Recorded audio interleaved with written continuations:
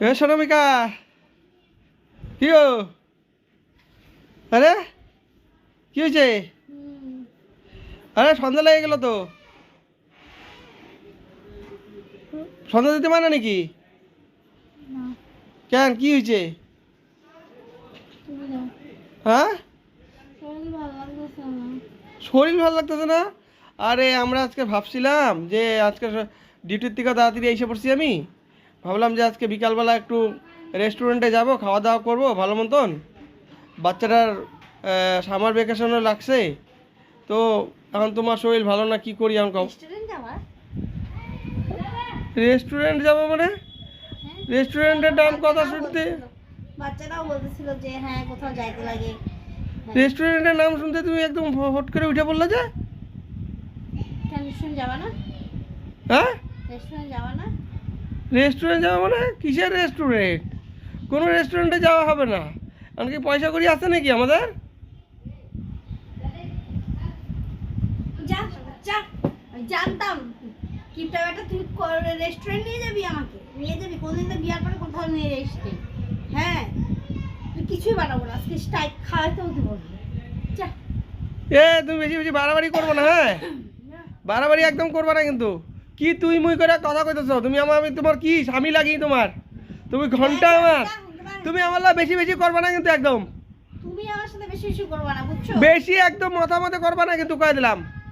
তোমার আমি একদম মাথামাতি করবে না কিন্তু, একদম মাথামাতি করবে না কিন্তু, কয়ে দিলাম।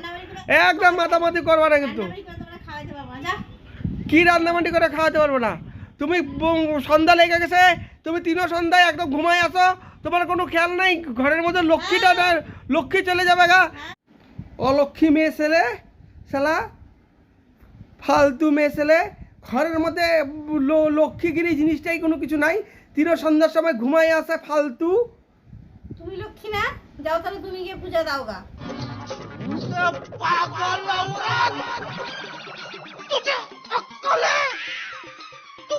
আমি যখন তুই অলক্ষ্মী, তাহলে আমাকে তুমি তোমার ঘরের লক্ষ্মী করে নিয়ে আসছিলে কেন? তুমি বেশি বেশি একদম কথা কবা না। তোমার নিয়ে এসেছিলে এই জন্য যে তুমি লক্ষ্মীগিরি হয়ে থাকবা, কিন্তু তুমি আমার মাথাটা চিরজীবন খাইলে আজ পর্যন্ত খাইয়াই চললা আমারে। আমার একদম জিন্দগিটা বরবাদ করে দিছো একদম তুমি আমার।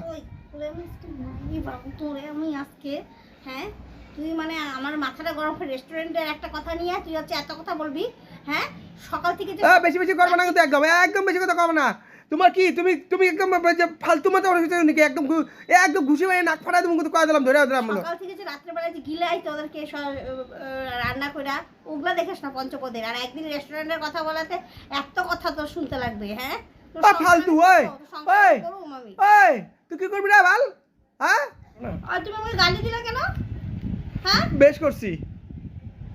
বেশ করছো? হ্যাঁ, আমি তাহলে বোকা চিন্তা নেই, জানি ভালো লাগছে, আমিও বেশ করছি। আর কোনোদিন এক রেস্টুরেন্টের জন্য তুমি আমাকে বার ফুস যা পারবা তাই গালি দিবা না? হ্যাঁ, তোমার ঘরে আমি গালি খেতে আসছিলাম? আমি তো নিজের ঘরে ভালো ছিলাম। কেন আমাকে বিয়ে করে নিয়ে আসছিলা এই গালি গাছ করার জন্য? দরকার নাই তোমার এই রেস্টুরেন্টের খাওয়া, তুমি নিজেই খাও। আমার যদি কোনোদিন মনে হয় রেস্টুরেন্ট তোমাকে আর আমি বলবো না, আমি মাইকে নিব, সিধা হাঁটা দিব। তুমি থাকবি নিজে ওই যে তোমার আলুর ঝোল বানাই দিব, খাইয়ে নিবা। তোমার এই কিপটাগিরি না, তোমার কিপটাগিরি তুমি কিপটাগিরির মধ্যে রাখো। দেখো একদিন আমি গিফটটা না, তাহলে কে কিপটা? আমি কিপটা? ও আমার যে টাকা পয়সা গুলো যে তোমার কোনো হিসাব কিতাব রাখো, কোনো বাঁচানোর চেষ্টা করছো আজ পর্যন্ত? আমি বাঁচানোর চেষ্টা করি নাই, বাঁচানোর চেষ্টা করি নাই। হ্যাঁ, ওই জন্য তো 8 বছর হচ্ছে, 8 বছরে আমি কোথাও রেস্টুরেন্টে যাই নাই না। এই কিরকম ড্রেস পরে থাকি ঘরে, কিরকম নিজে ভালো ভালো দামি দামি ড্রেসগুলো ব্যাগের মধ্যে ভরে রেখে দাও, ঘরে ঘরে রেখে দিই। ভরে ভরে রেখে দাও দামি দামি। ওই দিনকে তো দুর্গাপূজার সময় 8,000 টাকা দামের একটা শাড়ি কিনলা। আচ্ছা, 8,000 টাকা দিয়ে আমার টাকা ছিল, তা আমার টাকা দিয়ে তুমি আমাকে দিছো? তুমি আবার কোন দিন কামানো শিখলা যে তুমি 8,000 টাকা দামের শাড়ি নিছো? ওইটাতে আমার টাকাগুলোই পকেট মাইরা মাইরা, আমার টাকার পকেট মাইরা মাইরাই তুমি ওই 8,000 টাকা দিয়ে শাড়ি কিনছো।